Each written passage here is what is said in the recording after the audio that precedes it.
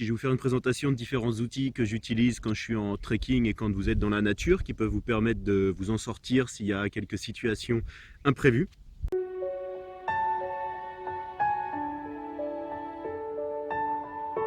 Alors, un des autres trucs que j'ai tout le temps avec moi, et c'est quelque chose que je recommande vraiment d'avoir quand on fait du trekking, quand on va dans la nature, ou de manière générale de l'avoir toujours avec vous, c'est un filtre à eau. Ça, c'est un filtre de la marque Sawyer. C'est un des meilleurs filtres que j'ai trouvé, le plus petit que vous pouvez trouver et qui marche excessivement bien. Alors au niveau technique, je vais juste vous donner une information, c'est ce qu'on appelle un filtre 0,1 micron. Ça veut dire que les particules très petites ne passent même pas, toutes les bactéries, etc. ne peuvent pas passer à travers ce filtre. Donc vous pouvez boire une eau dans une mare dégueulasse, pour être poli, avec ce filtre. Vous allez simplement mettre la bouteille ici. Alors on a une petite bouteille avec ce produit là, je vais vous montrer, voilà, que vous pouvez simplement fixer ici. Donc ça va vous permettre, vous remplissez l'eau de la rivière ou autre avec ça, vous branchez, hop, je vais vous le montrer rapidement, vous mettez ça ici, voilà, et simplement vous poussez sur la petite gourde, vous poussez et l'eau va sortir de l'autre côté, absolument propre, et vous pourrez la boire.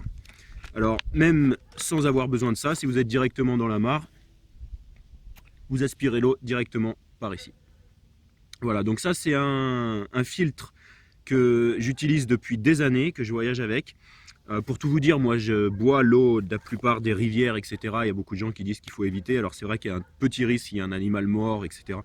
Mais c'est pas quelque chose de commun. Donc ça peut vous permettre de boire n'importe quelle eau, n'importe où dans le monde, quelles que soient les bactéries, quelle que soit la saleté qu'il y a dans l'eau. Voilà. Donc ça, très efficace également. Alors une autre chose qui me paraît essentielle à avoir quand on fait de la randonnée ou quand on part dans la nature, c'est une boussole évidemment. Donc la boussole classique avec la direction du nord et puis tous les degrés. Et vous avez également sur cette boussole des distances. Alors je ne sais pas si vous voyez d'ici, vous avez des distances sur le côté, voilà, en millimètres et autres, qui vous permettent de vous repérer sur une carte et de voir les distances qui vous restent à parcourir. Vous avez ici un miroir qui va avoir plusieurs utilités. Alors ce miroir va être un réflecteur. Si par exemple, vous voyez, hop, je le mets dans la caméra.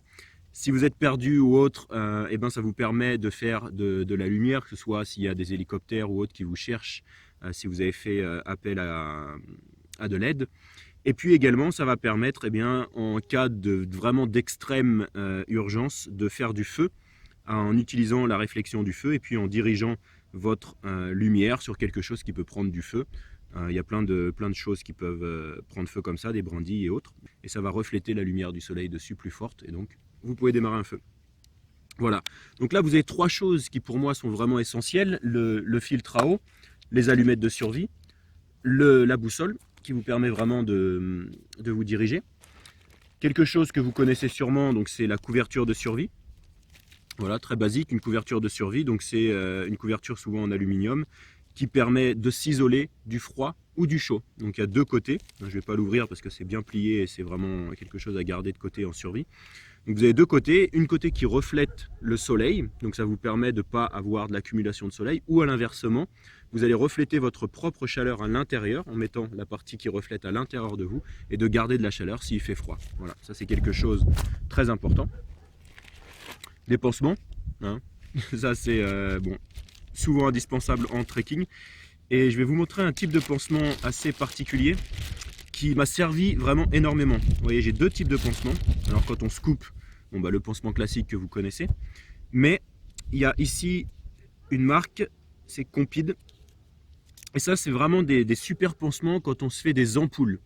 Alors ça, je l'ai utilisé également assez souvent quand on fait des longs treks, on finit toujours par avoir des ampoules, quelles que soient les chaussures, les chaussettes qu'on utilise. Et ça, c'est des pansements avec alors ça, je ne sais pas si vous verrez, avec un petit renfort dessus. Et donc, quand vous le mettez sur le pied, ça va vraiment faire un petit amorti, comme une mousse d'amorti.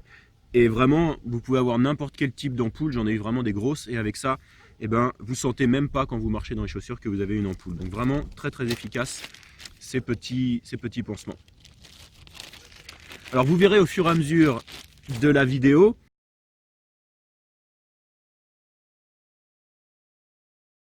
Si vous me suivez jusqu'au bout du trekking, pendant toute la vidéo, je vous montre 2-3 choses que j'utilise, en plus de ces choses-là, qui, eh bien, pour moi, sont efficaces. La preuve, c'est que j'en ai eu besoin pendant la randonnée que j'ai faite et que vous suivez dans cette vidéo. Donc, si vous regardez jusqu'au bout, vous allez voir à différentes étapes, à certains moments, j'utilise certains objets. Donc, je ne vous les présente pas là tout de suite, vous allez les voir au fur et à mesure dans la vidéo. Qu'est-ce que j'ai d'autre ici qui me paraît important? Alors, il y a un kit de couture. Alors, je ne l'ai jamais utilisé pour tout vous dire, mais c'est quelque chose qui peut être très pratique.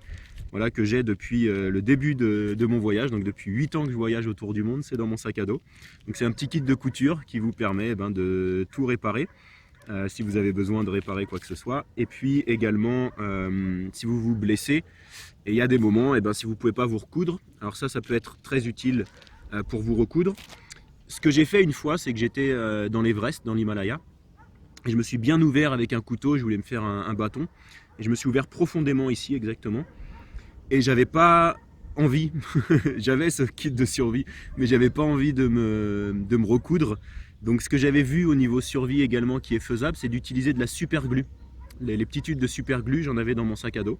Donc je l'ai mis directement dans la cicatrice.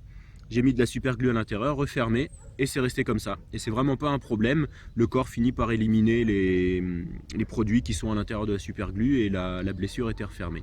Donc ça, c'est un conseil qui peut être très très utile parce que ça arrive souvent quand on est au milieu de la nature d'avoir besoin de ça. Et une des autres choses que j'ai toujours aussi, c'est des lacets de rechange. Alors on n'y pense pas souvent quand on fait une rando et qu'on a nos chaussures, mais ça arrive régulièrement que les lacets craquent. Soit parce que les chaussures sont anciennes, soit à cause du soleil et que c'est très sec, soit parce que avec l'effort intense qu'on est toujours en train de pousser sur les chaussures, à un moment donné, les lacets craquent. Donc j'ai toujours 2 lacets de secours que je peux remplacer sur mes chaussures. Et ici, moi j'avais une petite boussole de secours également, et du Chatterton, du scotch un peu dur qui peut vous servir aussi à certains moments. Et je crois que c'est à peu près tout ce que je voulais vous présenter ici. Voilà, c'est un autre petit kit également de choses qui peuvent être utiles de survie. Alors, hop. Voilà, si vous avez par exemple pas beaucoup de feu, vous avez ces allumettes et qu'il n'y a pas de vent, une bougie, c'est super pratique parce que ça permet de garder le feu et de ne pas avoir à rallumer tout le temps votre feu. Donc ça garde la flamme, une bougie super pratique.